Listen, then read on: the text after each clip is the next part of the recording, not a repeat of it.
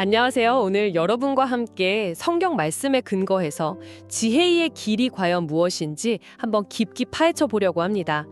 저희가 여러 성경 주석 자료들, 또 고대 근동 지혜 문학과 비교한 연구, 그리고 신학적인 논의들까지 좀 다양한 자료들을 준비했어요. 네, 오늘 저희 목표는 이 자료들을 쭉 훑어보면서 성경이 말하는 그 참된 지혜라는 게 도대체 뭐고 또 그 가치는 얼마나 큰지 이걸 발견하는 거고요. 더 나아가서는 그럼 우리가 어떻게 지혜롭게 살 수 있을까 그 구체적인 길까지 찾아보는 데 있습니다. 뭐랄까 그냥 정보 나열이 아니라 실제 삶에 적용할 통찰을 얻는 시간이 되면 좋겠습니다. 좋습니다. 그럼 바로 본론으로 들어가 볼까요? 성경, 특히 잠언을 이렇게 읽다 보면요. 지혜의 시작이다, 근본이다, 이런 표현이 반복되잖아요.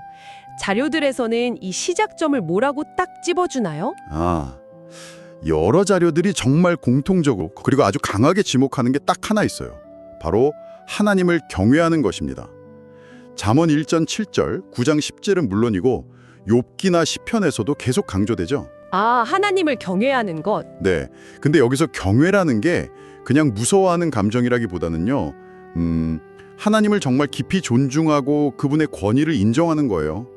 그리고 그분의 뜻에 기꺼이 순종하려는 마음의 태도, 더 나아가서는 삶의 방향 자체를 뜻하는 거죠. 뭐랄까, 머리로만 아는 걸 훨씬 넘어서는 개념입니다. 하나님을 경외하는 태도에서 지혜가 시작된다. 이게 단순히 지식을 많이 쌓거나 똑똑해지는 거랑은 확실히 다른 차원이네요. 그런데 자료 중에 보니까 이런 성경적인 지혜하고 세상의 지혜를 비교하는 내용도 있더라고요. 예를 들면 고대 그리스 철학 같은 거랑 비교하면서요. 세상의 시각을 빌려서 설명을 하던데 인간이 스스로 쌓아올린 지혜 있잖아요. 아무리 대단해 보이는 세상 철학이라고 해도 그것만으로는 하나님이나 그분의 어떤 큰 계획을 온전히 알 수는 없다고 딱 지적을 해요. 한계가 있다는 거군요. 그렇죠.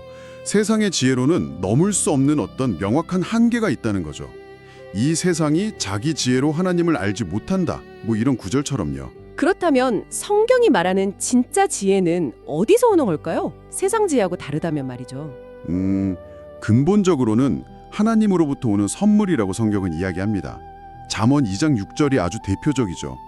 여호와는 지혜를 주시며 지식과 명철을 그 입에서 내시며. 하나님이 주시는 선물이다. 네. 그리고 이 지혜는 하나님의 계시, 특히 구약의 토라, 즉 율법과 아주 깊이 연결되어 있다고 자료들은 분석하고요. 나중에는 지혜랑 율법을 거의 동일하게 보는 그런 흐름까지 나타날 정도예요. 하나님의 뜻이 남긴 그 말씀 안에 지혜가 녹아 있다는 거죠. 지혜가 하나님의 선물이고 또 그분의 말씀과 직접 연결되어 있다는 점이 중요하군요. 근데 아까 잠깐 나왔지만 지혜를 사용하는 동기에 따라서 그 가치가 달라질 수 있다는 지적도 좀 눈에 띄던데요. 네네. 아주 중요한 포인트입니다.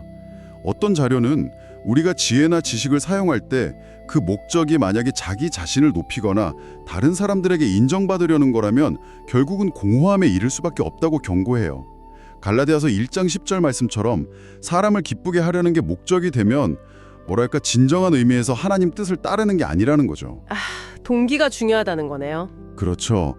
참된 지혜는 하나님을 기쁘시게 하려는 그런 순수한 동기와 연결될 때 그때 비로소 진짜 그 빛을 발한다는 통찰인 거죠. 같은 지혜라도 동기에 따라 결과가 확 달라진다니 이거 정말 곱씹어볼 만한 내용인 것 같습니다. 그런데 또 다른 얘기로 넘어가서 고대 근동의 다른 지혜 문학들 있잖아요. 예를 들어 이집트의 아메네모페의 가르침? 이거랑 잠언 일부가 되게 비슷하다는 내용도 있었어요. 그럼 혹시 성경의 지혜가 그냥 주변 문화를 이렇게 빌려온 거 아니냐? 이렇게 볼 수도 있을까요? 정말 흥미로운 질문을 해주셨네요. 네, 형식적인 유사성은 분명히 있어요. 특히 잠언 22장 후반부하고 그 아메네모페의 가르침 사이에는 표현이나 구조면에서 이거 정말 비슷하다 싶을 정도로 유사한 부분들이 발견되거든요. 네, 저도 그거 보고 좀 놀랐어요. 그렇죠. 하지만 연구 자료들을 보면 단순 표절이나 그냥 빌려왔다고 보진 않아요. 핵심은 뭐냐면 히브리 지혜 문학은 여호와 경외라는 아주 독특하고 강력한 신학적인 기반 위에 서 있다는 점이에요. 그러니까 같은 형식이나 표현을 썼을지라도 그 내용은 이스라엘의 신앙과 경험에 뿌리를 두고 완전히 새롭게 재해석되고 발전했다는 거죠. 단순 모방이 아니라 재창조다. 맞습니다. 자신들의 신앙 안에서 그걸 소화하고 새롭게 창조해낸 결과다, 이런 분석이 지배적입니다. 아, 그렇군요. 단순히 빌려온 게 아니라 자신들의 신앙으로 재창조했다는 거군요. 네, 이해가 됩니다. 그럼 잠언이 그토록 가치 있다고 막 이야기하는 이 지혜, 이걸 얻으면 구체적으로 어떤 유익이 있다고 말하나요? 아까 금이나 은보대 귀하다고까지 하셨잖아요. 진주, 세상 어떤 보물보다도 비교할 수 없이 귀하다고 계속 강조해요. 이걸 얻으면 장수하고 또 부와 명예, 여기서 부귀는 단순히 돈 많은 걸 넘어서 어떤 존귀함까지 포함하는 개념이고요. 아, 존귀함까지? 네, 그리고 삶의 즐거움과 평안까지 누리게 된다, 이렇게 약속을 하죠. 심지어 지혜는 그걸 얻은 사람에게 생명나무와 같다라고도 표현해요. 잠언 3장 18절에요. 와, 생명나무요? 네, 생명을 주고 풍성하게 한다는 의미겠죠. 그리고 또 악한 길이나 유혹, 어리석은 선택으로부터 우리를 안전하게 지켜주는 어떤 보호막 역할도 한다고 하고요. 잠언 2장 같은 데 보면 잘 나와 있죠. 생명나무라니 진짜 강력한 비유네요. 이게 그냥 물질적인 보상을 넘어서는 가치를 이야기하는 것 같아요. 그런데 아까 동기 이야기할 때 잠깐 나왔습니다만 지혜에도 한계가 있다는 지적이 있었어요. 그건 어떤 맥락에서 나온 이야기인가요? 네, 그게 아까 말씀드린 동기랑 딱 연결되는 지점인데요. 인간적인 지혜나 지식만으로는 도저히 해결할 수 없는 문제 앞에서 좌절할 때가 있다는 거고요. 특히 그 지혜를 하나님이 아니라 자기를 높이는 데 쓰려고 할 때 결국은 허무함에 부딪히게 된다는 경고죠. 아, 자기 만족을 위해서 쓰면. 그렇죠.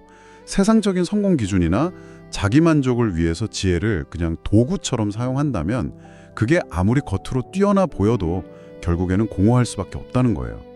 지혜의 진짜의 힘은 하나님을 향한 올바른 동기랑 연결될 때, 그분의 뜻 안에서 사용될 때 발휘된다는 점을 다시 한번 강조하는 거라고 볼 수 있습니다. 알겠습니다. 결국 지혜의 가치나 한계, 이 모든 게 하나님과의 관계, 그리고 우리 마음의 동기와 깊이 연결되어 있다는 말씀이시네요. 자, 그럼 이제 잔언 8장으로 한번 넘어가 볼까요? 이 부분은 정말 독특하고 매력적이더라고요. 지혜가 마치 살아있는 인격체처럼 말하고 행동하는데 이 의인화된 지혜에 대해서 좀 더 설명해 주실 수 있을까요? 네, 잠언 8장은 정말 특별하죠. 여기서 지혜, 히브리어로는 호크마라고 하는데요. 이 호크마가 여성으로 의인화돼서 나와요. 그래서 마치 길거리나 성문화 광장 같은 아주 공적인 장소에서 사람들을 향해서 막 큰 소리로 외칩니다.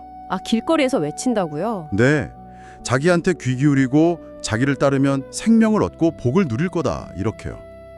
잠언 8장 앞부분하고 뒷부분에 잘 나와 있죠.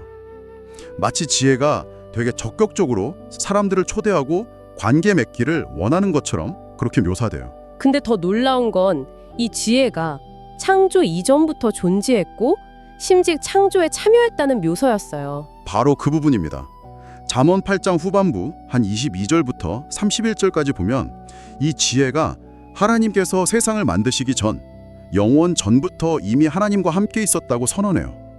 그리고 하나님이 하늘과 땅, 바다와 산을 만드실 때 바로 그 곁에서 창조 사역을 막 기뻐하면서 함께 했다고 노래하죠. 와, 이건 지혜가 단순히 인간의 어떤 덕목이나 지적 능력을 넘어서는 거의 신적인 기원을 가지고 있다, 이걸 암시하는 아주 놀라운 대목입니다. 그래서 많은 자료들이 이 잠언 8장의 지혜를 예수 그리스도와 연결해서 해석을 하더라고요. 이게 신학적으로 아주 중요한 해석인 것 같은데요. 맞습니다. 네, 매우 중요한 신학적 연결점이죠. 지혜의 선제성, 그러니까 창조 이전에 이미 존재했다는 것, 그리고 창조 사역에서의 역할, 이게 신약 성경이 예수 그리스도를 묘사하는 방식하고 놀랍도록 비슷해요. 예를 들면 요한복음 1장에서 태초에 말씀, 로고스가 계셨고 만물이 그로 말미암아 지은 바 되었다고 하거나, 골로새서 1장에서 그리스도를 보이지 아니하는 하나님의 형상이시고 모든 피조물보다 먼저 나신 분이며 만물이 그에게서 창조되었다고 묘사하는 거랑 거의 평행을 이루죠. 아, 그렇군요. 로고스랑 연결되는군요. 그렇죠. 그래서 신학자들은 잠언 8장의 의인화된 지혜를 단순히 문학적인 표현으로만 보지 않고요, 장차 오실 예수 그리스도를 미리 보여주는 일종의 예표, 타이폴로지로 해석하는 경우가 많습니다. 예표라는 건 이제 구약의 인물이나 사건, 제도가 신약의 그리스도나 그분의 사역을 미리 보여주고 암시한다는 그런 신학적 개념이죠. 잠언 8장 30절에 나오는 그 아몬이라는 단어 해석도 참 흥미로웠어요. 기술자나 장인으로 번역될 수도 있다고요. 네, 그 히브리어 단어 아몬의 정확한 의미에 대해서는 사실 학자들마다 의견이 조금씩 다르긴 합니다. 그런데 숙련된 기술자, 장인, 건축가, 영어로는 master workman 정도로 번역될 때 이게 의미하는 바가 크죠. 지혜가 단순히 창조를 옆에서 구경한 게 아니라 하나님의 창조 사역에 적극적으로 참여한 동역자였다는 뉘앙스를 주거든요. 아, 동역자. 네, 이 해석은 지혜와 또 만물을 만드신 창조주 예수 그리스도를 연결하는 중요한 신학적 근거 중 하나로 제시되곤 합니다. 또 다른 자료에서는요, 이 잠언 8장의 지혜하고 요한복음 8장에 나오는 가늠한 여인 이야기 속 예수님의 모습을 연결하기도 했어요. 이건 또 어떤 시각인가요? 그 연구도 상당히 흥미로웠는데요. 예수님의 행동과 가르침에서 잠언 8장에 묘사된 그 지혜의 역할을 발견한다는 거예요. 예를 들어서 예수님께서 잠언의 지혜처럼 높은 곳, 즉 성전에서 사람들을 가르치시고 또 죄와 정죄로부터 벗어나서 생명으로 나아가는 길, 나도 너를 정죄하지 않는다, 가서 다시는 죄를 짓지 말아라, 이렇게 제시하시는 모습에서 유사성을 찾는 거죠. 네네. 또 정죄하려고 막 달려드는 사람들에게는 오히려 그들 자신의 내면을 돌아보게 도전하시잖아요. 너희 중에 죄 없는 자가 먼저 돌로 쳐라, 이렇게요. 마치 지혜가 어리석음을 꾸짖고 생명의 길로 인도하는 것처럼 말이죠. 특히 예수님이 땅에 글씨를 쓰신 행동? 이걸 지혜랑 연결한 해석이 되게 인상 깊었어요. 그렇죠. 예수님께서 몸을 굽혀서 땅에 무언가를 쓰신 그 행위, 이것도 뭐 여러 해석이 가능하지만 그 연구에서는 이 행동을 심판, 어쩌면 정죄하는 사람들의 죄를 드러내는 걸 수도 있고요. 또 동시에 자비, 여인을 정죄로부터 보호하시는 거죠. 그리고 더 나아가서는 죄인을 새롭게 빚으시는 어떤 창조적인 지혜의 활동으로 해석을 하더라고요. 아, 새롭게 빚으시는. 네.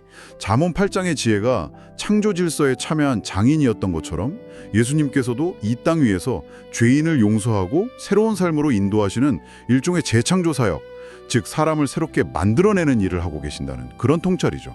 와, 정말 놀랍네요. 지혜가 하나님 경외에서 시작해서 그 가치가 세상을 초월하고 심지어 의인화되어서 그리스도를 예표하기까지 한다니 정말 깃든 의미를 담고 있네요. 그렇다면 이제 가장 중요한 질문으로 넘어가야 할 것 같습니다. 이토록 귀하고 심오한 지혜를 우리가 실제로 어떻게 살아가면서 얻고 또 실천할 수 있을까요? 자료들은 어떤 구체적인 방법들을 제시해 주나요? 네, 성경, 특히 잠언은 아주 구체적이고 실천적인 지침들을 정말 풍부하게 제공합니다. 이 지침들을 몇 가지 핵심 영역으로 묶어서 살펴보면 좀 더 명확해질 것 같아요. 네, 너무 많은 목록 나열보다는 핵심 영역으로 묶어주시면 더 이해하기 쉬울 것 같습니다. 좋습니다. 첫 번째 핵심 영역은 듣고 순종하는 태도라고 할 수 있겠습니다. 하나님의 말씀, 교훈, 때로는 책망까지도 주의 깊게 듣는 것이 지혜의 시작이라고 강조해요. 잠언 4장 같은 데 보면요. 듣는 것부터 시작이군요. 그렇죠. 근데 단순히 듣는 걸 넘어서 그 가르침을 달게 받아들이고 결국은 삶으로 살아내면서 순종하는 것, 이게 중요하다고 말합니다. 듣기만 하고 행하지 않으면 의미가 없다는 거죠. 마음으로 받아들이고 행동으로 옮기는 순종. 네. 맞습니다. 그리고 두 번째 핵심 영역은 바로 마음 관리입니다. 잠언 4장 23절, 이거 정말 유명하잖아요. 모든 지킬 만한 것 중에 더욱 내 마음을 지키라. 생명의 근원이 이에서 남이니라. 네, 그쵸. 마음을 지키라. 여기서 마음, 히브리어로 레브라고 하는데요. 이게 단순히 감정 상태만 의미하는 게 아니에요. 우리의 생각, 의지, 욕망, 동기, 이거 전부 포함하는 인격의 중심, 뭐랄까 삶의 방향타 같은 겁니다. 그래서 마음을 지키는데 그토록 중요하다고 강조하는 거죠. 그 마음을 지킨다는 게 구체적으로 어떤 의미일까요? 특히 아까 동기를 강조한 자료가 인상 깊었는데 이 마음 관리하고 어떻게 연결이 될까요? 아주 중요한 연결점인데요.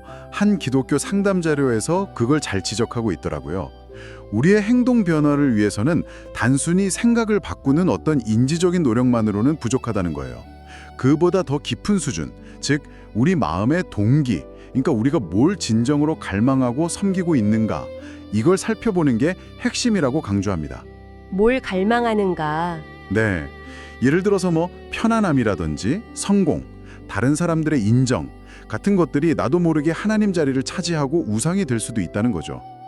광야의 이스라엘 백성들이 눈앞의 어려움 때문에 애굽에서의 그 안락함을 그리워하는 잘못된 동기에 사로잡혔을 때 결국 불평하고 우상 숭배로 나아갔던 것처럼요.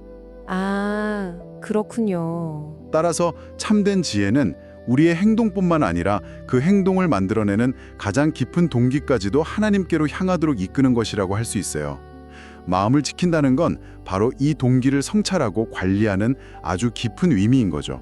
행동 이전에 마음 깊은 곳의 동기를 살피는 것.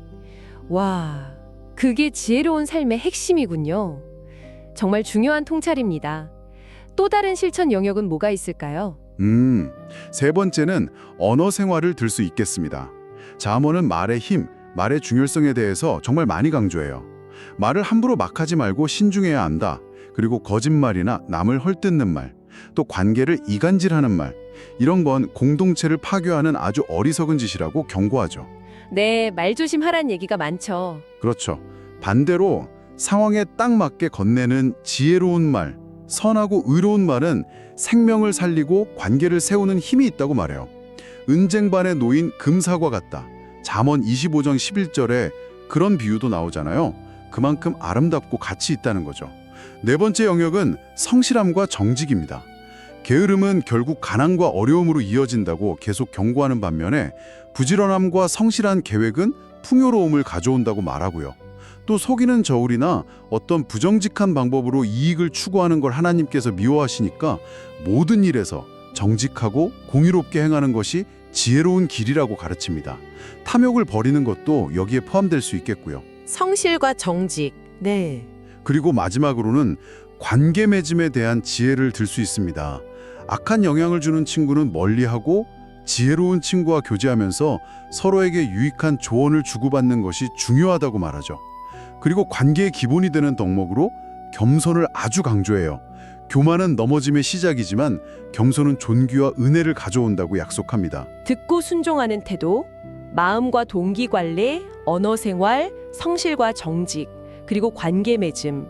와, 이렇게 영역별로 묶어보니까 지혜로운 삶의 구체적인 모습이 훨씬 더 선명하게 그려지는 것 같습니다. 잠언은 또 간음, 술 취함, 다툼, 보증 서는 문제 같은 아주 구체적인 행동들에 대해서도 경고하고 있고요. 그렇습니다. 이런 구체적인 지침들은 결국 앞에서 말씀드린 그 핵심 원리들, 하나님을 경외하고 마음의 동기를 살피고 말과 행동에서 정직하고 성실하며 관계 속에서 겸손하게 살아가는 것, 이게 실제 삶에서 어떻게 나타나야 하는지를 보여주는 예시들이라고 할 수 있겠죠. 네, 오늘 성경, 특히 잠언이 말하는 지혜의 길을 따라서 한번 깊이 들어가 봤습니다. 지혜는 단순히 머리가 좋은 게 아니라 하나님을 경외하는 마음에서 시작되고 세상의 그 어떤 가치보다 귀하며 심지어 예수 그리스도를 예표하게까지 하는 아주 심오한 개념이라는 걸 확인했네요.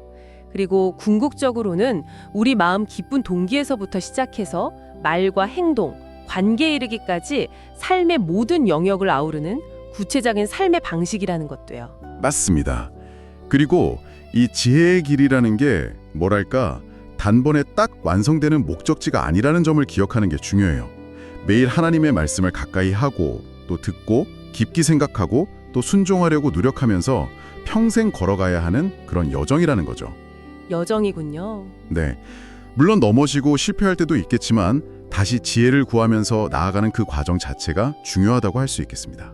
자, 이제 여러분께 마지막으로 질문 하나를 던지면서 오늘 이야기를 마무리할까 합니다. 잠언은 끊임없이 지혜로운 자와 어리석은 자, 의인과 악인의 길을 이렇게 대조하면서 보여주잖아요. 오늘 여러분의 삶을 가만히 한번 돌아보실 때 이 두 갈래길 사이에서 여러분이 가장 크게 씨름하고 있거나 고민하고 있는 지점은 어디인가요? 어떤 영역에서 또 어떤 모습으로 그 갈등이 나타나고 있다고 느끼시는지 잠시 깊이 성찰해보는 시간을 가져보시는 건 어떨까요? 오늘 저희의 탐구니 여기서 마치도록 하겠습니다. 들어주셔서 감사합니다.